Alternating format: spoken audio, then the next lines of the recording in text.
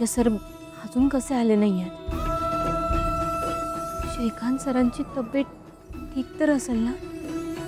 त्यांना त्यांना बरं वाटत असेल का? मी एक काम करते, मी मी जाऊन श्रीकांत सरांना भेटून येते. देवी आई,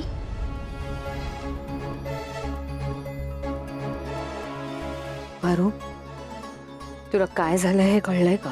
देवी तुम्ही नका काळजी करू. श्रीकांत सरांना काहीच नाही होणार आहे. ते लवकर बरे होतील. तो बरा होईलच.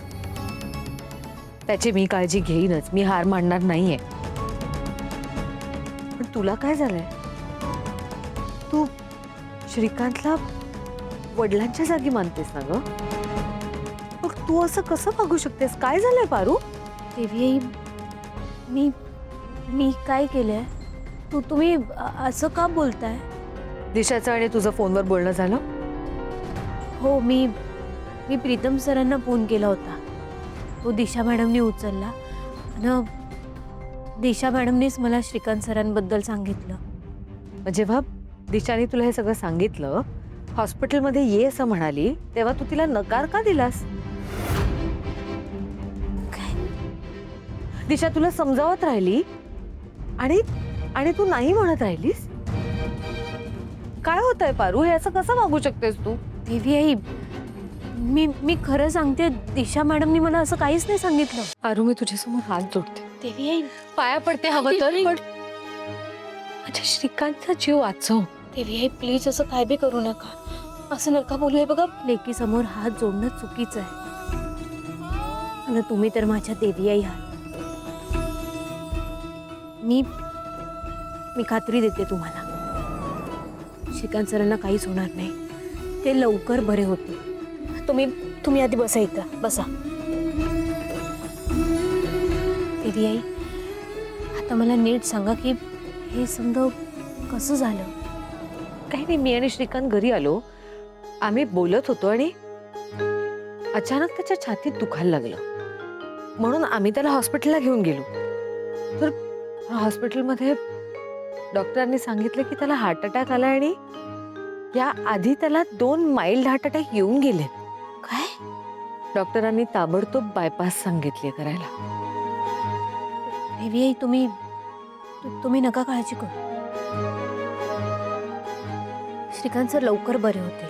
पण श्रीकांतनी ऑपरेशन करायला नकार दिलाय. का? कारण ऑपरेशन करण्यासाठी त्याची एक अट आहे. कसली अट? जोपर्यंत आदित्य त्याला भेटत नाही, तोपर्यंत श्रीकांत ऑपरेशनसाठी तयार होणार नाही. माझ्या श्रीकांतचा जीव आता तुमच्या हातात आहे पारू. देवी आई, देवी प्लीज तुम्ही असं नका बोलू. हे बघा, आदित्य सरांवर फक्त तुमचा हक्क आहे. मी बी आदित्य सरांची वाटच बघत होते. ते आले ना की मी त्यांना घेऊन पटदिशी हॉस्पिटलात येईन. श्रीकांत सरांचं ऑपरेशन नक्की नीट होईल आणि ते लवकर बरे होतील. तुम्ही नका काळजी करू.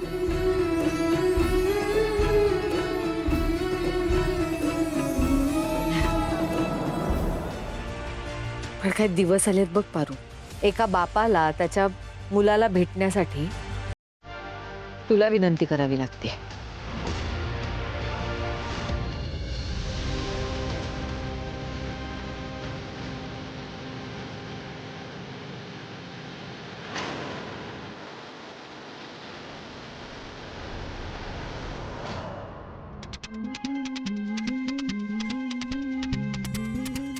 काय झालं प्रीतम? डॉक्टर, थोडा वेळ, आणखी थोडा वेळ, प्लीज. हे बघा, आपल्याकडे बिलकुल वेळ नाहीये. सरांची सिच्युएशन खूप क्रिटिकल आहे. जो निर्णय असेल तो लवकर घ्या. हो, कळतंय मला सगळं डॉक्टर, पण आई दादालाच आणायला गेली आहे. एकदा का दादा आला ना की बाबा पण तयार होतील, मग आपण पटकन त्यांचं ऑपरेशन करून टाकू. ओके, थोडा वेळ फक्त. ही बघा, आलीच आहे. ही अहिल्या त्या पारूला तिकडे चाळीत भेटायला गेली आहे. अहिल्याला कळलं तर तुम्ही जे सांगितलं ते सगळं खोटं होतं.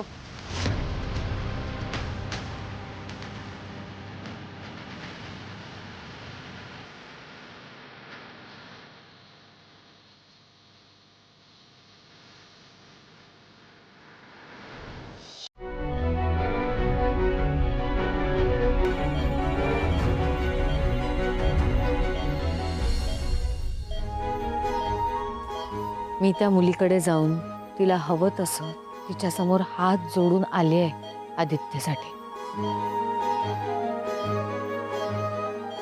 आता यापुढे ते जे ठरवतील ते. ICU मध्ये एवढी गर्दी नाही चालणार. प्रिया,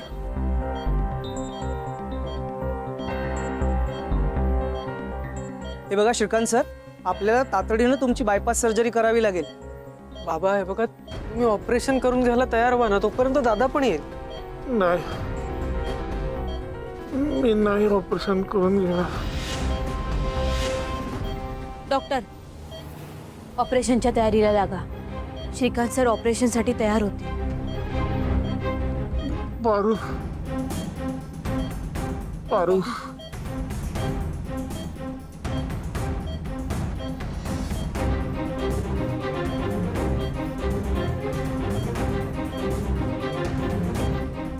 पारू,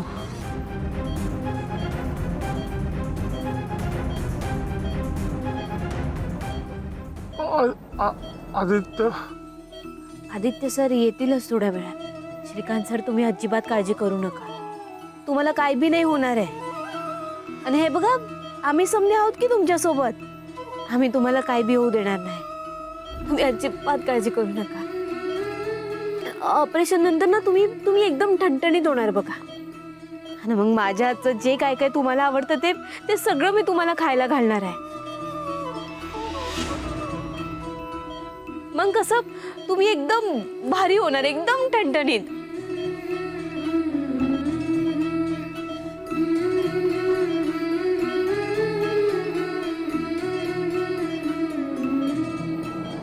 पारू, बाळा, मला माफ कर ग.